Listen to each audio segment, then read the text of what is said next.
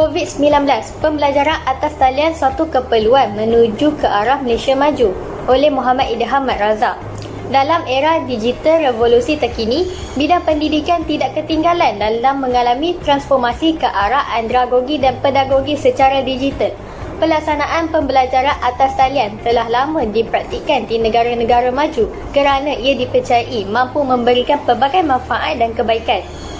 Seiring dengan Perintah Kawalan Pergerakan PKP yang dilaksanakan oleh Kerajaan Malaysia bagi membendung penularan wabak COVID-19, kaedah pengajaran atas talian merupakan suatu keperluan.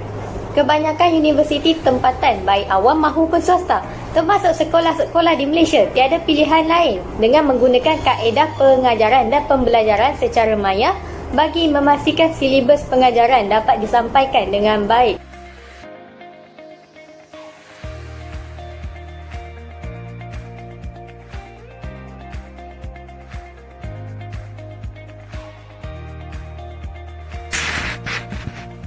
Punca dan faktor pembelajaran di atas talian dijalankan semasa COVID-19 antaranya ialah WHO telah mengeluarkan saranan supaya pertemuan dan interaksi secara fizikal dihadkan dalam kehidupan seharian.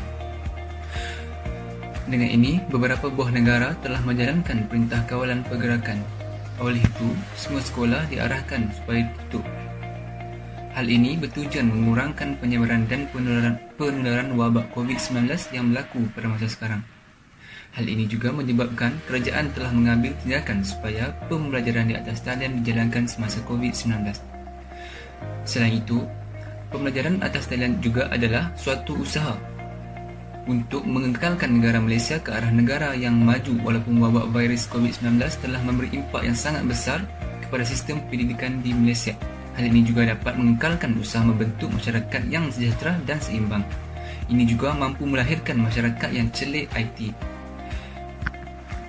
Seterusnya, untuk memastikan pelajar-pelajar di Malaysia tidak ketinggalan dalam mengikuti pembelajaran semasa norma baharu COVID-19 di Malaysia. Ini juga bagi memastikan proses pembelajaran dan pengajaran tidak terganggu.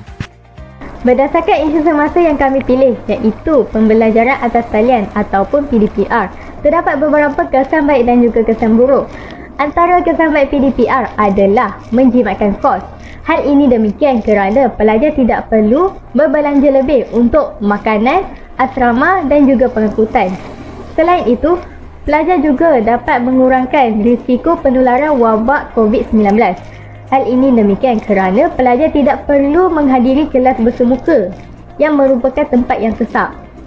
Walau bagaimanapun, terdapat juga kesan buruk pembelajaran atas talian. Antaranya ialah pelajar tidak dapat memahami sepenuhnya tentang apa yang dipelajari. Hal ini demikian kerana mereka tidak dapat menggambarkan dengan jelas tentang apa yang mereka pelajari. Selain itu, sukar melakukan komunikasi dua hala kerana keadaan bersemuka yang terbatas dengan hanya paparan skrin komputer. Selain itu, kesihatan mental pelajar juga terjejas. Pembelajaran atas talian telah memberikan komplikasi terhadap pelajar kerana mereka perlu menghadap skrin komputer dalam jangka masa yang lama. Pelajar juga mengalami tekanan emosi dan anxiety. Cabaran pembelajaran dalam talian adalah masalah akses cabaran internet yang lemah.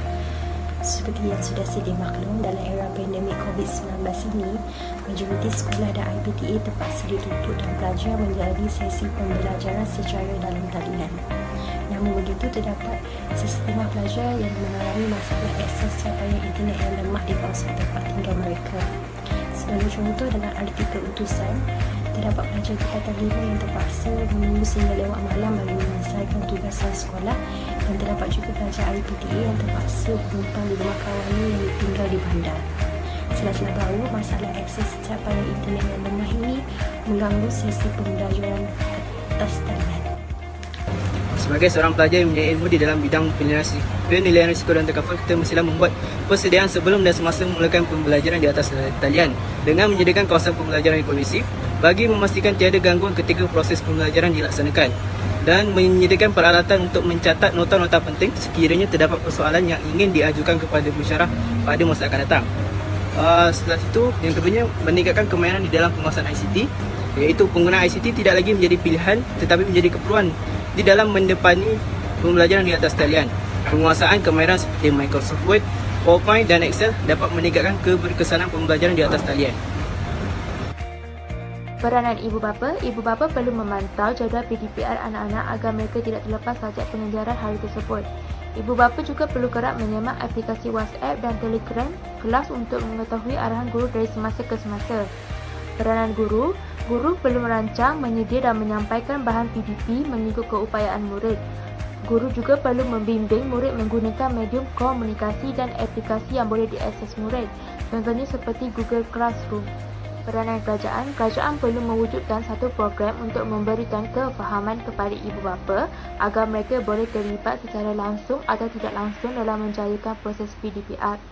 Kerajaan juga perlu mewujudkan program motivasi secara dalam talian sama ada mengenai kecemerlangan akademik atau kepimpinan untuk para pelajar sekolah agar psikologi mereka dapat diperkasa ketika berada di rumah dan melalui PDPR. Sebagai rumusan, isu pembelajaran di atas talian mempunyai banyak cabaran dan kesukaran akibat pengaplikasiannya yang dilakukan di dalam keadaan yang tidak bersedia. Namun begitu, isu ini juga secara tidak langsung memberi ruang dan peluang kepada anjakan di dalam proses pembelajaran dan pendidikan yang lebih moden.